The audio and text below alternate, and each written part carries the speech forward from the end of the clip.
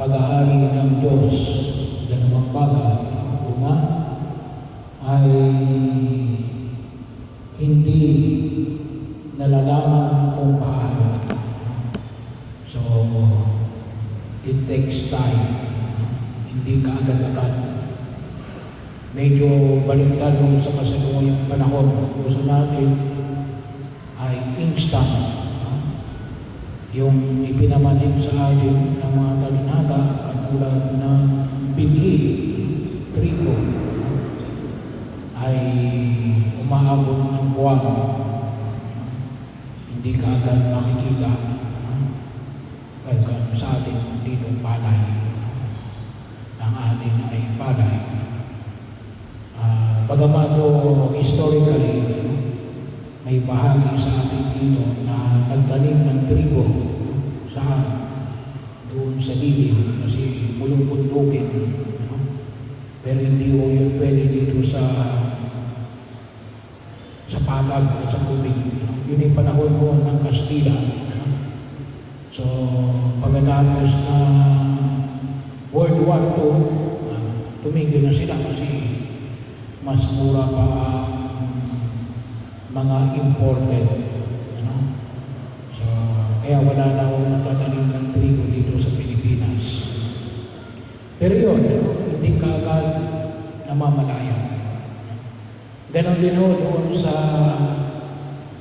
mustasa. So, nung panahon ng pandemya, nakaranas. Partikular ako na magtanim ng mustasa. Napakaliit ang mga buto ng mustasa. Yung isang kurot mo ay marami ka nang makukuha. Pero kapag lumaki,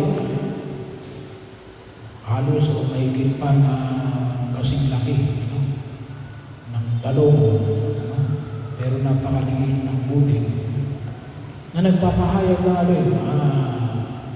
sabi nga natin, siguradong lalago yung pag-aari ng Diyos. But it will take time. Kaya napakahalaga kung makita natin may panahon, huwag natin mamadaliin. Napakahalaga rin yung elemento ng pagpapasensya. Kasi ngayong panahon na ito, mga tao ayaw na pasensya, na madaling mainip. Gusto agaran niyo may tagtang panahon na makikita po natin sa pagkilos natin sa daigdig na ito. At sana po, mapahalagaan natin kasi yung pag-aari ng Diyos, yan ay hinuhubog. Kaya ang isang tao ay mabuti kasi nga, yun ang kanyang kinalakihan. Pagiging mabuti. Yun doon sa sanay. Kaya po kung minsan may mga taong masasabi natin, ba't natin magagawa yung kalimaring na krimen na yan? Eh, nasanay rin sila. Hindi naman kaagad-agad ng gano'n ang pangyayari ang hindi nasasanay. It also takes time. Kaya sigurado ko yun, kapag nakita natin na kahit tumataak sa landas ng Panginoon, baka akala natin walang nangyayari. Yun ay patuloy na tagumpay ng liwanag laban sa kadiliman. Tagumpay po yun na kabutihan laban sa kasamaan at ng kabanalan laban sa kasalanan. Huwag mo natin ipagbalik yung biglaan. Kaya kinakailangan natin yung sanayin natin ang ating sarili sa pagpapasensya sapagkat gano'n siguradong magbubunga yung pag-aari ng Diyos. Pangalawa ay yung paggamit ng mga talinaga. Pag sinabi natin talinaga, paggamit ng tungkol sa pag-aari ng Diyos, ipinapaliwanag na Jesus sa pamagitan ng mga kwento na kasalukuyang ginagamit.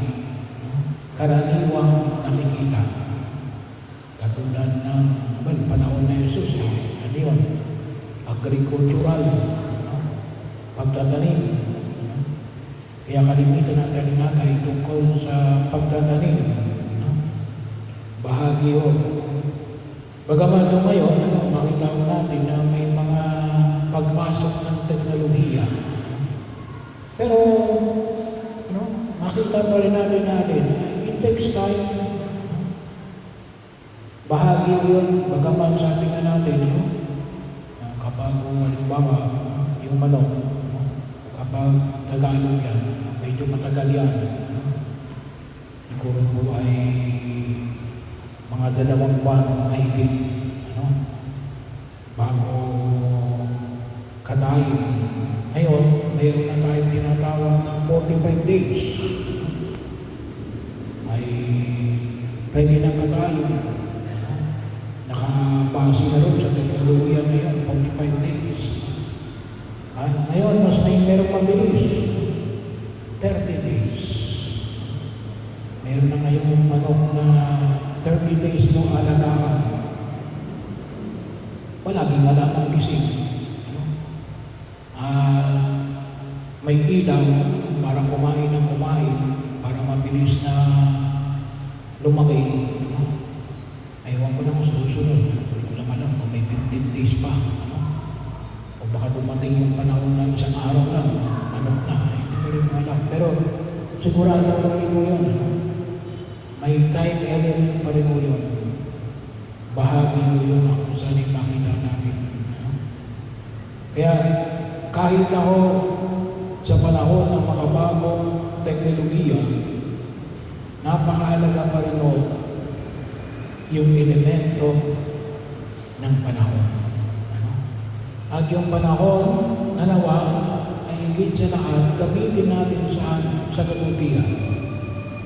At yung panahon na yun ay nawa makasama natin si Jesus. At yung mga mahal natin sa buhay, huwag natin sayangin yung panahon natin na magdudulot sa atin ng kabigatian, kalungkutan, at kapahamakan. Kaya napakahalaga ko magpasalamat tayo sa panahon na inilalagay sa atin ng taong may kapal. Kaya bahagi ho, magaman sabi nga natin, may kanya-kanyang panahon, pero sana mapakinabangan natin yung panahon na ipinagkakaloon ng Diyos sa atin. At sana, higit natin na ito ay mapahalagahan at maging dulot nawa ng higit sa lahat ng alin. Makita natin yung kaganapan ng pag-ahari ng Diyos. Alam mo yung kaganapan ng pag-ahari ng Diyos? Ay di yung pag-ahari ng kanyang pag-ibig. Pag-ibig sa kanya at pag-ibig sa kapwa. Kasi bahagi rin mo yun. Lahat takes time. Kahit na yung kabanalan, kahit na yung pagpapatawad, kahit na yung paghilom ng anumang uri ng sukat, ay nangangailangan ng panahon. At sana, yung panahon na binigay sa atin ng Diyos, magamit natin. Higit sa pagkakataon na kung saan ay manasap natin yung kanyang biyaya at kagandahan loob.